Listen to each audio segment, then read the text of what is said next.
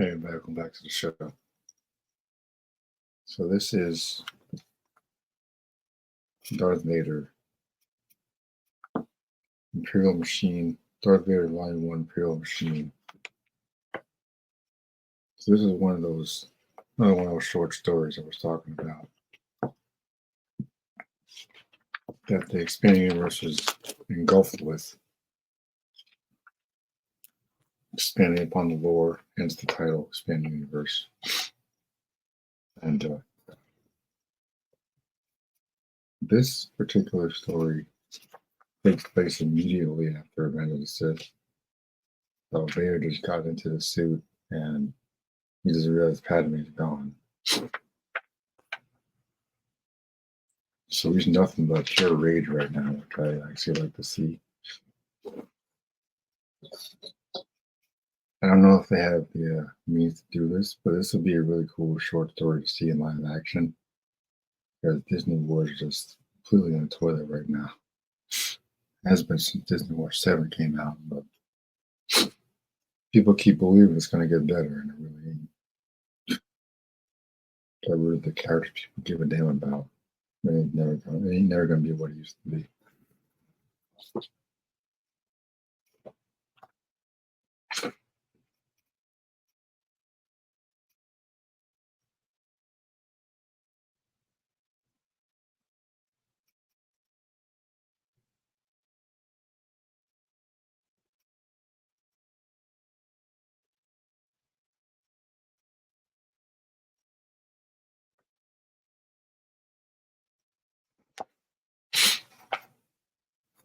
I think at one point Vader realizes that Palpatine lied to him.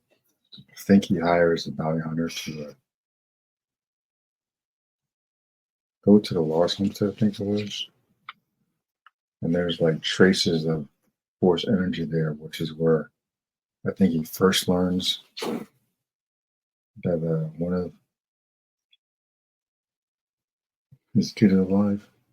He doesn't know about Leia for a number of years, but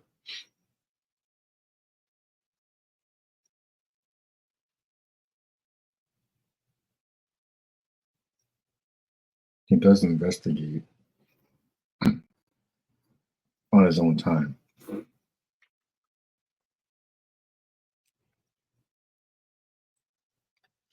So I think one of the biggest mistakes with Disney was not really diving into the politics of the Star Wars universe, which honestly, politics is a pretty big part of Star Wars. A lot of people forget that because it's so focused on lightsabers and whatnot. Unless they make shows like Andor guy, which is a freaking snooze fest. But diving into politics once in a while isn't a terrible idea, you know.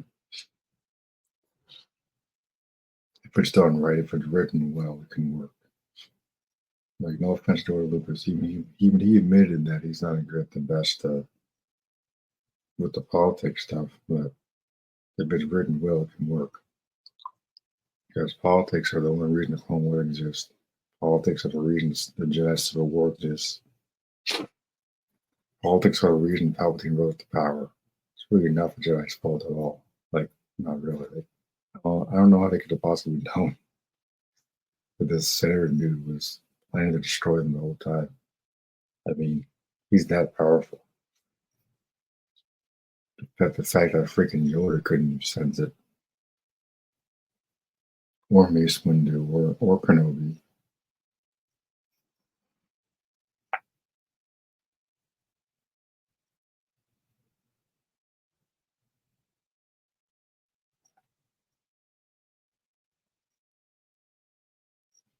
There's another book called damn, I don't remember what it's called, but it features Sidious and Vader, and they're stranded on this planet together. Don't remember what it's called. Uh, Lords of the Sith or something. I never got a chance to read it, but maybe I'll get the audiobook one of these days. It's another good story about these two characters.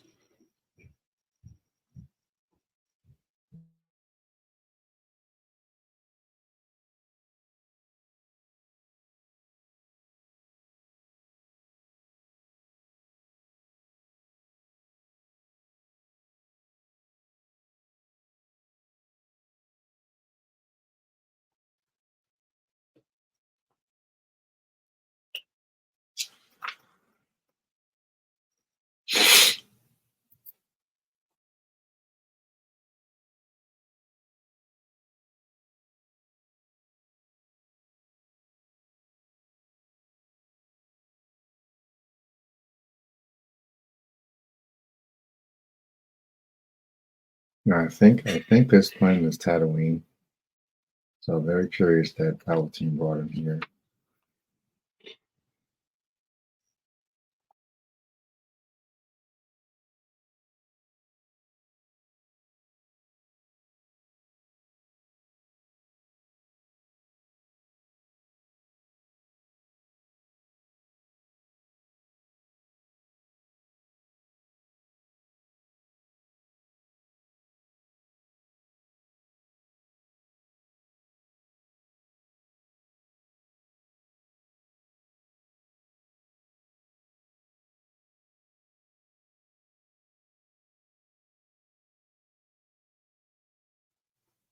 Like there are a few instances in the films and cartoons where we see Vader's raw power. I'm talking like this is right after Revenge of the Sith, this storyline here. Like it's rare that we see Vader go full on out. Kenobi series showed a little bit when he grabbed that ship in midair. That was kind of wasted when you find out it's not the actual ship.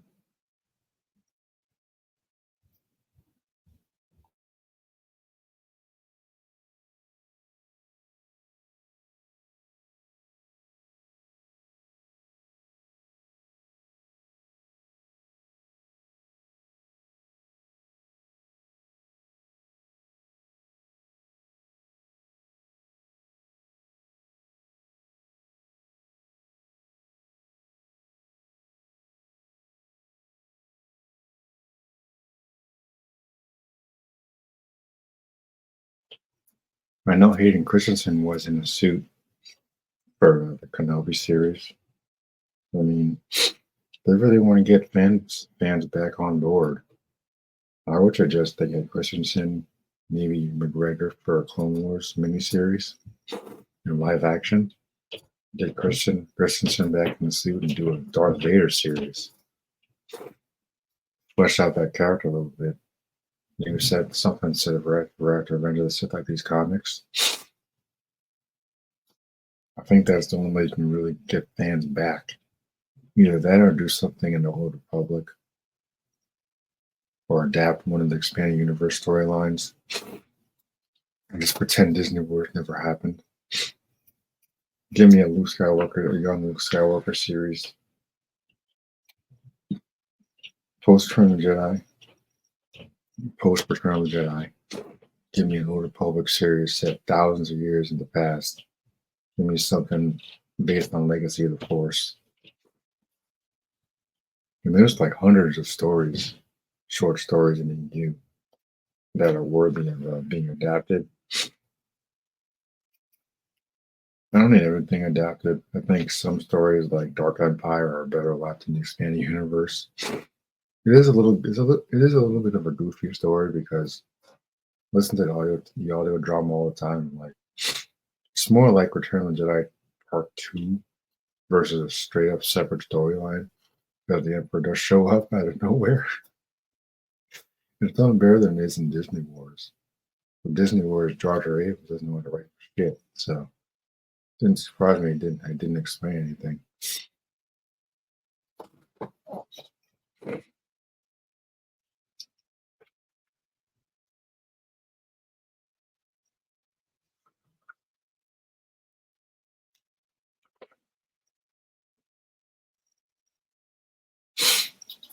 Well, this is like a straight up solo Vader storyline. So it's an entire series. It's like multiple comics that I plan to review.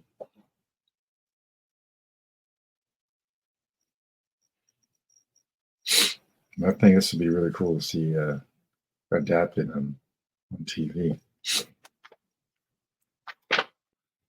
What if they got out now? That dopey kids cartoon or whatever, Skeleton City or something.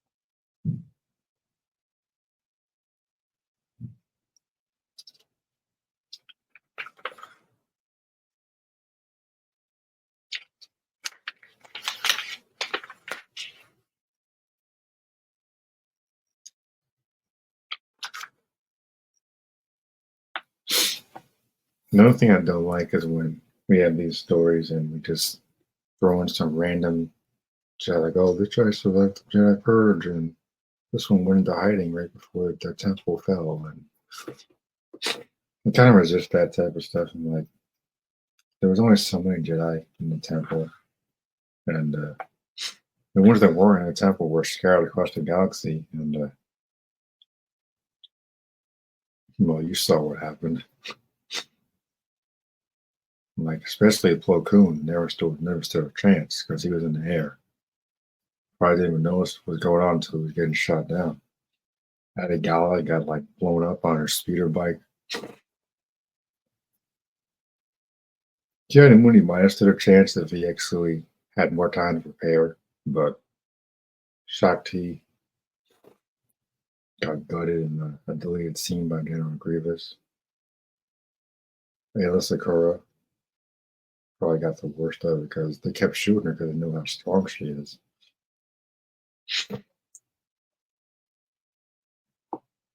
And knowing the original Cartoon Network Clone Wars series,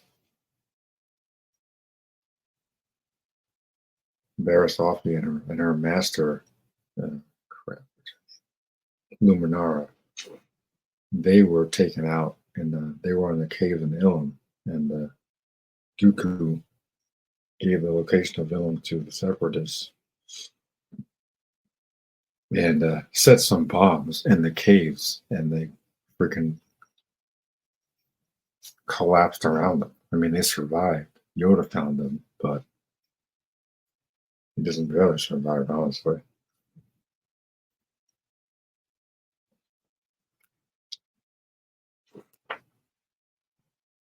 Then you see what happens to Barriss in the that new Clone Wars series, Tales of the Empire.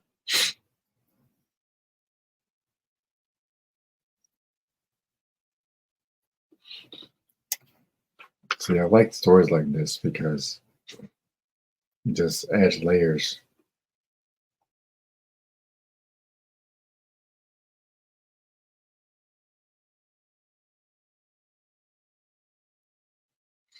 It adds layers to these established characters, even like Vader.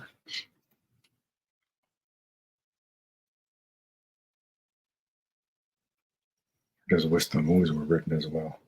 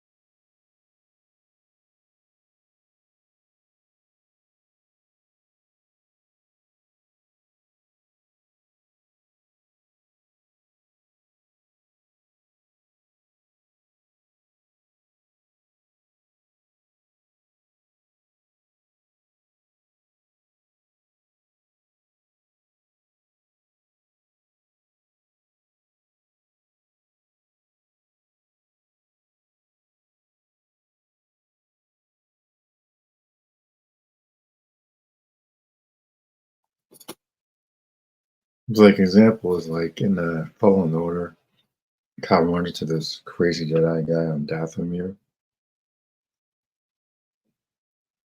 Like, oh, I conquered the dark side.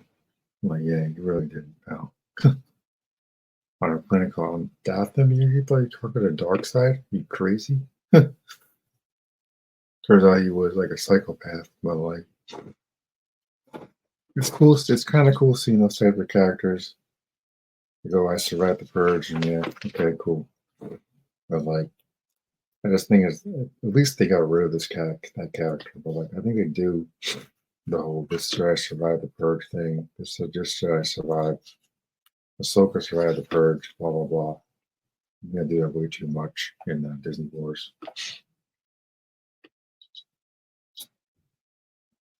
The Fallen Order games are like the only exception because they're actually pretty good. So I can't really complain too much about those, or at all, really. They're both fantastic stories, and I would actually really like to see the Darth Vader comic series adapted in live action. Daniel Jones is no longer with us, but I'm sure they could find some other actor to do the voice. There have been other actors that have done the Vader voice in the past, so it won't be impossible to get someone else.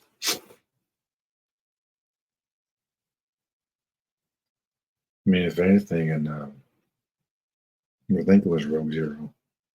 They should have used. There was this dude at the end of Revenge of the Sith who looked exactly like Tarkin from Episode 4. Sure, I don't know how old that guy was at the time, but they should have just used him in Rogue Zero for the Tarkin scenes because the CGI crap was just kind of gross. I was like, yeah. But you tell me you guys couldn't get like a living actor to do that.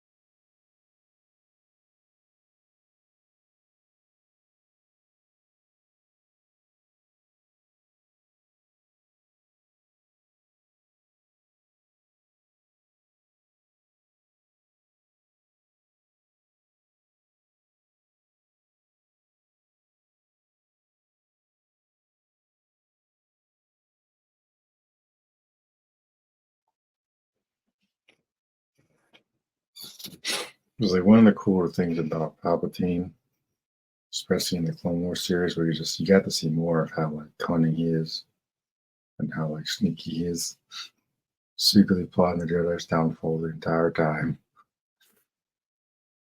while pretending to be this mild mannered senator.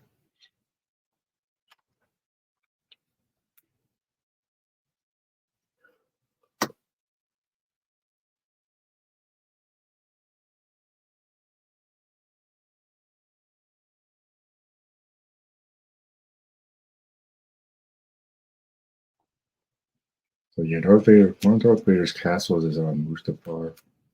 There's another one on this. And I'm sure he's got a throne room in the Inquisitor Fortress in the Fallen Order in the Kenobi series. It was actually really cool to see that in live action. I like that type of connectivity with these shows. I don't need it all the time, but like seeing it in Fallen Order, then seeing it in live action was pretty cool.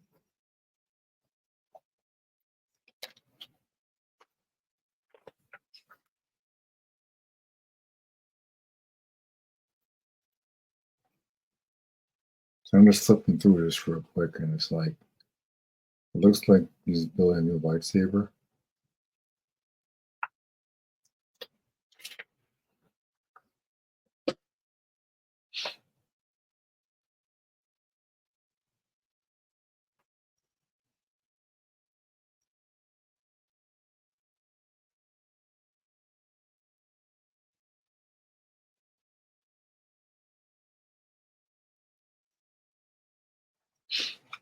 And so in this panel here, Vader is challenging the Emperor.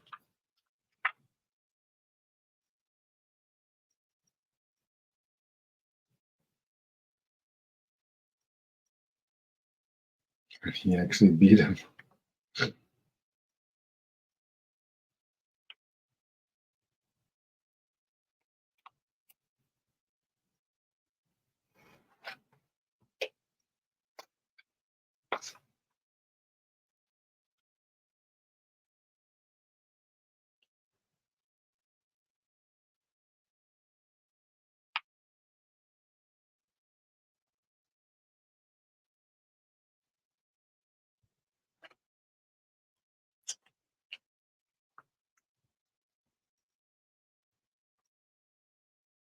Now he's having flashbacks.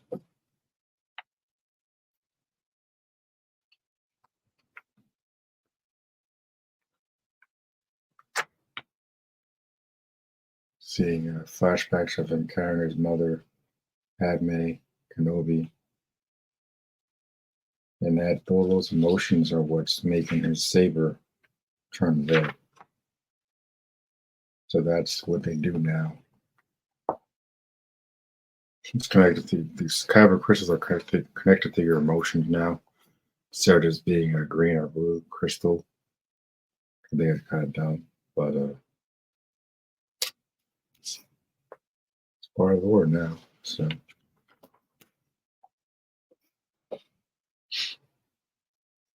and that pain he has is now he's accepted it by into this first volume.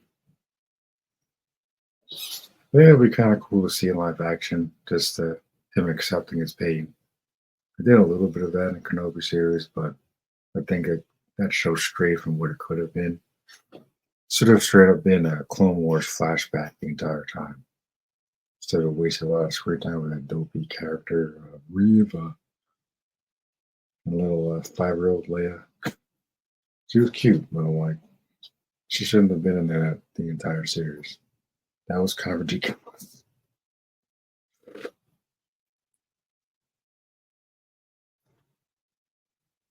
Yeah, I like this comic series.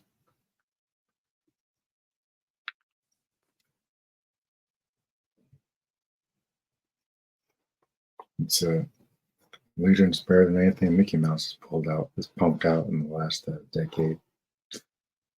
Probably isn't hard to do.